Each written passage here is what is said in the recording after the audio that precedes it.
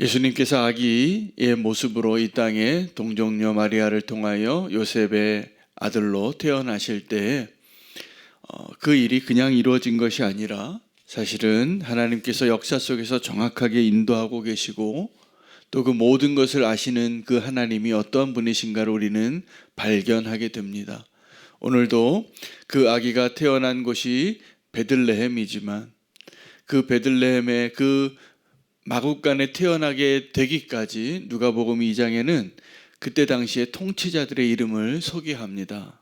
그때 당시에 로마 제국은 가이사 아구스토가 통치했고 이 수리아 지방은 구레뇨라는 총독이 통치하고 있었는데 역사에 없었던 일들을 명령합니다. 아구스토가 천하에 다 자기 고향으로 가서 등록하라고 인구조사를 한 것이죠. 그래서 사람들의 대이동이 있었습니다. 자기 고향으로 가서 등록을 해야 됩니다. 그 시기에 예수님께서 태어나신 겁니다.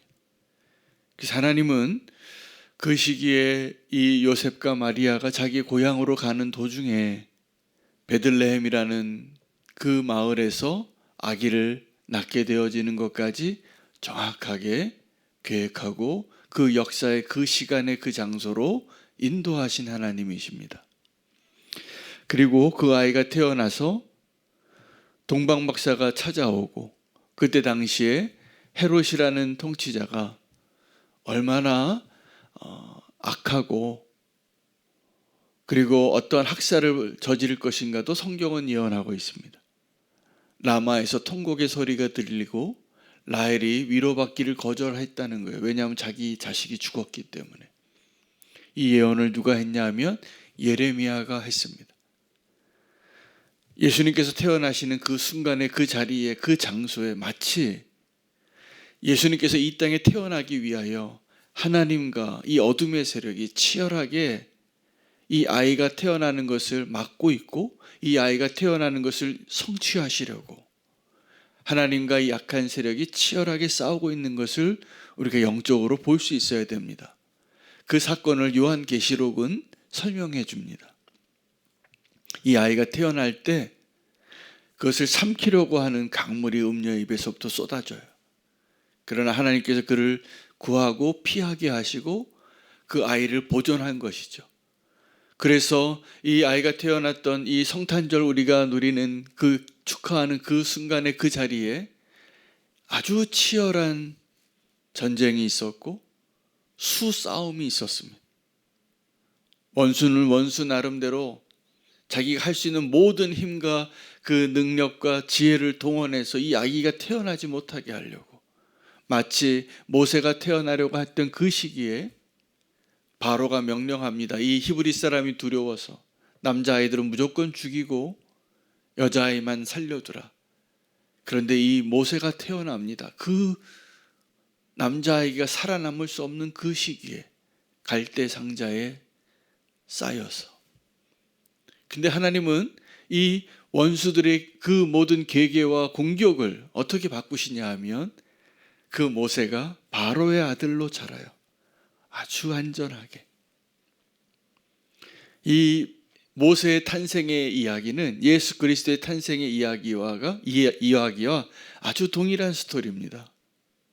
그 예수님께서 태어나실 때 이 세상의 왕들은 헤롯이죠. 그 아이가 태어나는 걸 원치 않습니다. 유대인의 왕이니까. 자기가 지금 유대인의 왕인데 자기의 자리를 위태롭게 할 자가 태어났다는 그 하나님의 예언이 성취되어지는 것을 막기 위하여 아이들을 다 죽입니다.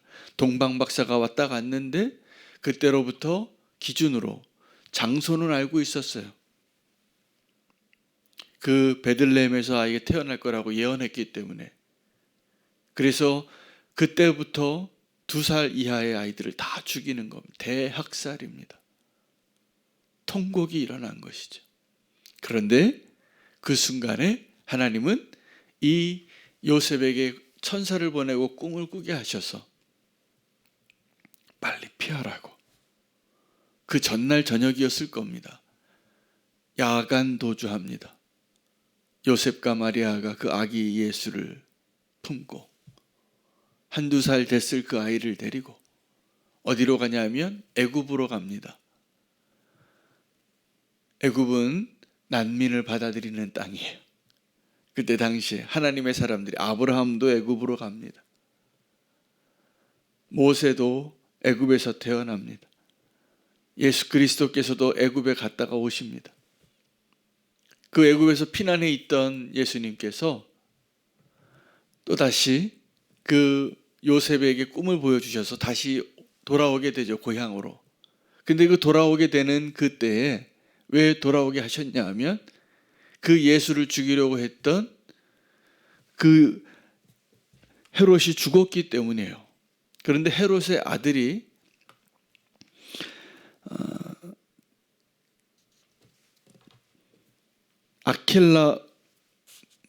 아켈라오라는 아들이 그 헤롯의 자리에 이제 계승하게 되는데, 하나님께서는 얼만큼 정확하게 모든 것을 알고 운행하시냐 하면 이 요셉의 마음 안에 헤롯이 죽었으면 이제 안전하니까 하나님이 가라고 하셨는데, 하나님이 모든 것을 아시고 인도하심에도 불구하고 그 마음에 두려움이 있었기 때문에 그 고향으로 가는 것이 두려웠어요.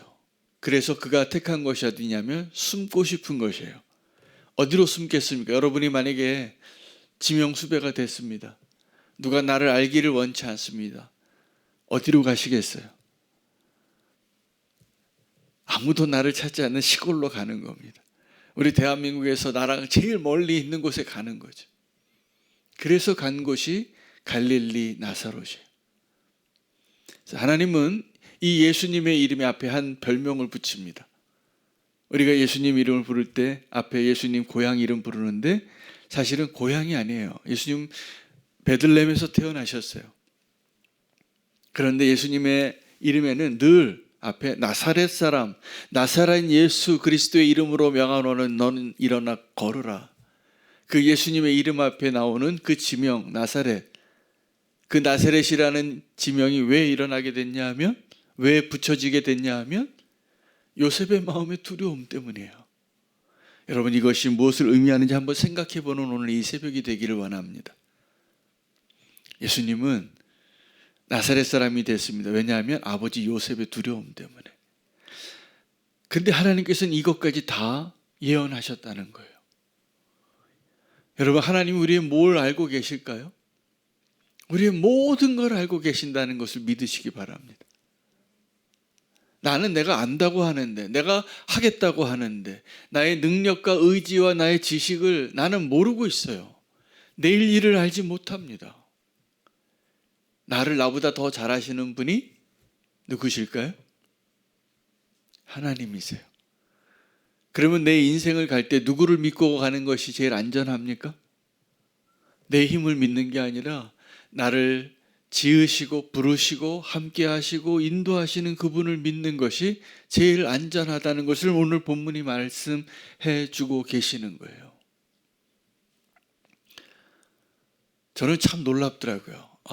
하나님은 이 요셉이 애굽에 갔다가 돌아올 때 헤롯이 죽었다고 하는데도 그것을 두려워할 것까지 아시는구나.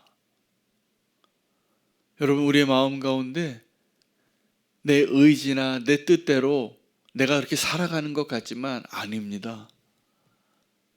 사실은 하나님이 우리를 인도하신 대로 사는 거예요. 내가 사실은 굉장히 연약한 사람 같은데 어떨 때 내가 막 용기가 있고 막 담대해지고 헌신하고 믿음의 용사같이 될 때가 있습니다. 골리앗이 안 두려워요. 근데 어떨 때는 내가 예수님을 절대로 부인하지 않겠다고 말하는 베드로같이 될 때도 있어요. 나는 예수님을 사랑하고 그럴 의지도 있고 절대로 그럴 생각이 없는데 엉겹결에 예수님 부인하는 거예요. 나 그 사람 모른다고. 우리는 내일을 알지 못하고 내가 얼마나 연약한지도 알지 못합니다. 그래서 맹세하지 말라고 하신 거예요. 우리 뜻대로 되는 게 아니라는 것이죠. 그런데 하나님께서 우리의 선택 가운데 한 가지를 원하세요. 하나님을 알아가는 것입니다. 하나님은 모든 것을 아시는데 우리가 하나님을 알아가는 것으로 인하여 하나님과 동행하고 하나님의 뜻이 이루어지고 하나님의 백성이 되어지는 것을 기뻐하십니다. 우리가 어떻게 사는 것이 잘 사는 것일까요?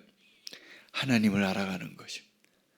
저는 오늘도 이 성경을 통하여서 예수님의 탄생의 그 본문 가운데 하나님이 뭐라고 저에게 계속 말씀해 주시냐 하면, 내가 다 알고 있다.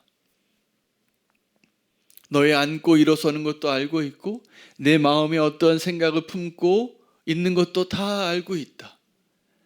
그러니 내 앞에서 너를 그런 척하고 살고자 하거나 부인하려고 하거나 도망치려고 하거나 하지 말라. 요나가 정반대로 가고 싶어 하잖아요. 니느웨로 가라고 하는데 정반대 끝으로 가는 거예요.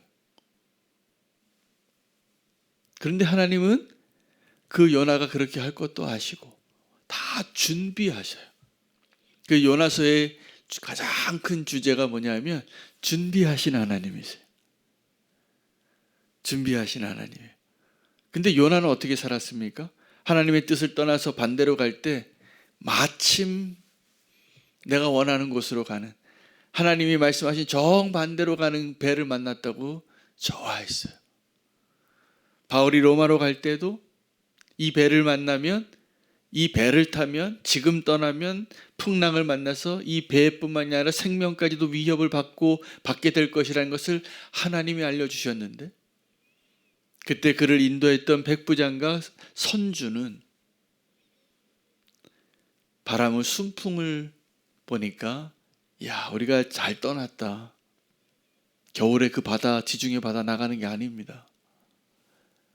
근데 빨리 로마로 가고자 해서 순풍을 만난 줄 알고 좋아했는데 유라굴로를 만나는 거예요. 그런데 그걸 통해서 하나님은 멜리데 섬에 표류하게 하고 정확하게 바울을 다 살릴 때 하나의 놀라운 기적도 말씀해 주세요. 하나님이 약속하셨다. 이 배에 있는 사람 한 명도 목숨을 잃지 않을 것이다. 그때 그것을 믿은 사람들이 바울의 말을 따릅니다. 이제는 선주도 따르고 백부장도 따르고 그 안에 있던 다른 죄수들도 다 따라요. 여러분, 우리가 오늘 이 사실을 꼭 기억하시면 좋겠습니다. 하나님이 알고 계시는 것이 무엇일까? 자, 우리가 존재하고 하나님의 뜻이 이루어지는 오늘 예수님이 탄생 이야기 가운데 그 예수님이 태어나는 것을 막아보려고 죽이려고 하는 우리보다 더 많은 것을 알고 있는 존재가 있습니다. 하나님을 대적하는 원수 사단의 무리들입니다. 그들은 우리가 알고 있는 것보다 더 많은 걸 알고 있어요. 그런데 그들이 알고 있는 것보다 더 많은 것을 알고 있고 그들이 알지 못하는 것을 하나님이 알고 계시다는 것을 우리는 발견해야 합니다. 그래서 원수가 내가 알지 못하는 곳에 이렇게 앞에다 함정을 파놓고 있고 자꾸 우리를 미혹해요. 일로 오라고. 그럼 우리는 미련하게 거기를 가다가 발목에 함정에 빠지기도 하고 쓰러지기도 하고 유혹에 빠지기도 하겠죠. 그런데 하나님은 우리가 그러한 연약함과 위험을 처할 것도 아셔서 어떻게 하시냐면 피할 길을 준비하시는 거예요. 여러분, 우리 인생에 내 마음대로 안 될 때 두려워하지 마시기 바랍니다. 염려하지 마시기 바랍니다. 하나님은 정확하게 우리가 어떻게 가야 할지를 다 알고 준비하시는 분이신데 우리에게 필요한 것이 있어요. 믿음이고 순종이에요. 그 하나님을 신뢰하시기를 바랍니다. 하나님은 모든 것을 알고 계시는데 우리의 삶의 축복은, 우리의 삶의 조건은, 우리가 하나님의 그 은혜 안에 들어갈 수 있는 조건은 하나님을 더 알아가는 거예요. 하나님의 뜻을. 그래서 우리가 주님과 동행하면 할수록 우리 인생을 향한, 이 시대를 향한 하나님의 그 천국의 계획 가운데, 하나님의 그 완벽한 섭리 가운데 내가 어디 있는지를 알고 무엇을 위해서 살아야 하는지를 알게 하실 것입니다. 그것을 믿음이라고 하는 거예요. 그 믿음으로 하나님을 위하여 믿음의 발걸음 할 수 있는 저와 여러분 되시기를 바랍니다. 흔들리지 마시고 혼돈하지 마시고 미혹되지 마시기 바랍니다. 하나님을 알아가십시오. 하나님은 우리의 모든 것을 알고 계시고 지금 우리를 인도하고 계시는 중에 있습니다. 사망의 음침한 골짜기를 지나가겠죠. 그러나 주님이 우리와 함께 하시니 내게 부족함이 없는 것입니다. 오늘 그 주님과 동행하는 기쁨으로 하나님을 더 알아갈 수 있는 저와 여러분 되시기를 축복합니다. 모든 것을 알고 계시는 주님과 우리는 동행하고 있습니다. 믿음으로 주님과 함께 기쁨으로 그 길을 가실 수 있도록 우리를 인도하실 것입니다. 우리의 모든 연약함과 우리의 모든 능력도 주님이 알고 인도하고 계시는 주님을 신뢰하며 고백하며 기도하겠습니다. 주님을 잘 따라가